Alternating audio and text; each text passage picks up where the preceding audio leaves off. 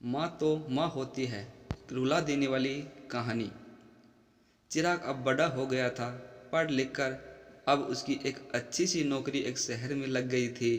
कुछ दिनों के बाद उसके माँ बाप ने उसकी शादी एक सुंदर और सुशील लड़की से करा दी, जो कि वह भी नौकरी करती थी। अब चिराग और पत्नी दोनों जॉब करते हुए एक साथ ही शहर में बस गए थे। कुछ दिनों के पश्चात चिराग के पिताजी भी अब इस दुनिया को छोड़कर चले गए, जिसके बाद उसकी माँ एकदम अकेले सी हो गई थी। जिसके बाद कुछ दिनों के बाद चिराग अपनी माँ को अपने साथ रहने के लिए शहर ले आया। जिसके बाद शहर में आकर चिराग की माँ खुद को एकदम अकेले पाती थी। इस तरह उन्हें भी अच्छा नहीं लगता था, लेकिन एक माँ अपने बेटे की हमेशा खुशी चाहती है। सो धीरे धीरे वह शहर में रहना भी सीख गई थी। लेकिन चिराग और उसकी पत्नी हमेशा अपनी माँ को समझाते रहे थे कि ऐसा मत करो, ये मत करो।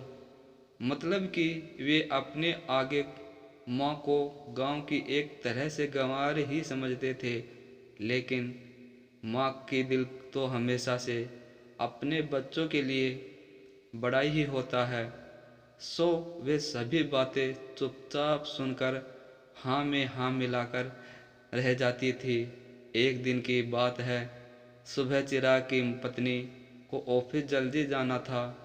सो वह सब कुछ जल्दी से तैयार करके चिराग का खाना पैक करके ऑफिस चली गई।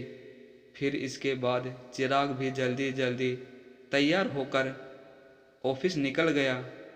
फिर कुछ समय बाद चिराग की माँ ने देखा कि उसका बेटा तो खाने का लंच बॉक्स तो घर पर ही भूल गया है।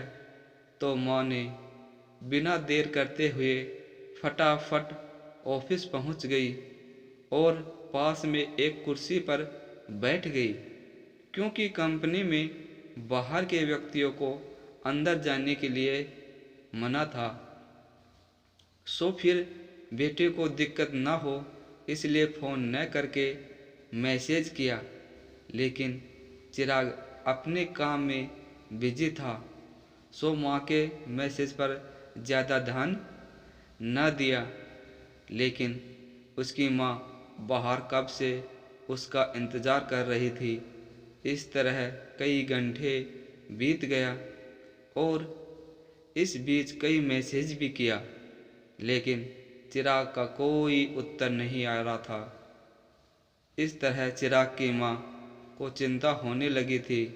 लेकिन चिराग अपनी माँ के कई मैसेज आने के बाद वह अंदर ही अंदर खूब गुस्सा होने लगा था। आज तो उसने तय कर लिया था कि आज घर जाकर माँ को खूब अच्छे तरह से समझा देगा कि यह उसका गांव नहीं है जो कुछ भी मनमानी करती रहेगी। और इस तरह शाम हो गया।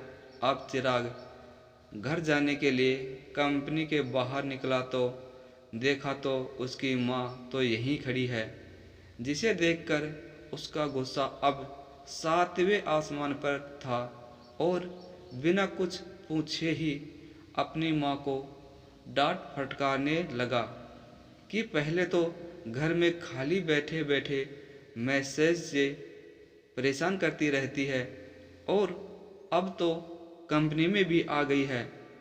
आखिर यह गांव नहीं है जो मनमानी करती रहोगी। यह सुनकर चिराग की माँ ने खाने का टिफिन चिराग की ओर आगे बढ़ा दिया, जिसे देखकर चिराग को अब यह समझते हुए देर ना लगी कि वह अपना खाना भूल गया था, जिसे माँ ने उसे देने के लिए यहाँ आई थी।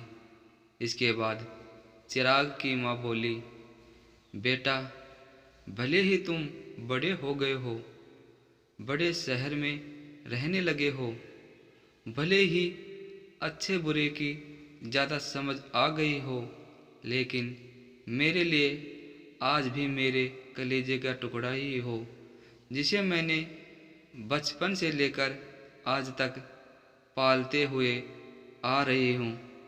चिराग को अब आंखें खुल चुकी थी कि आखिर उसकी माँ उसकी परवाह करते हुए खाना लेकर आई थी, जिसे वह बिना सोचे समझे अपनी माँ को ही डांटे जा रहा था। अब वह अपने किए हुए पर बहुत पछतावा हो रहा था, जिसे देखकर माँ ने उसे एक बार फिर से अपने गले लगा लिया। और इस तरह चिराग अब आगे से खुद को माँ के दिल के लिए बदल लिया था। अब उनकी पहले से ज़्यादा अच्छे से देखभाल करने लगा, जिसके बाद वो माँ को अब शहर भी अच्छा लगने लगा था, क्योंकि अब उसका बेटा फिर से उसे मिल गया था। तो दोस्तों, कैसी लगी ये कहानी? अगर दोस्तों ये कहानी अच्छी लगे तो इस वीडियो को लाइक और शेयर कर देना, और इस चैनल पर अगर नए हो तो इस चैनल को सब्सक्राइब करके बेल आइकन को प्रेस करके ऑल बटन पर क्लिक कर देना, क्योंकि दोस्तों मैं हमेशा इस चैनल पर इसी प्रकार नई नई कहानियाँ लेके आता रहता हूँ। तो दोस्तों आप इस चैनल को सब्सक्राइब ज़रूर कर लेना।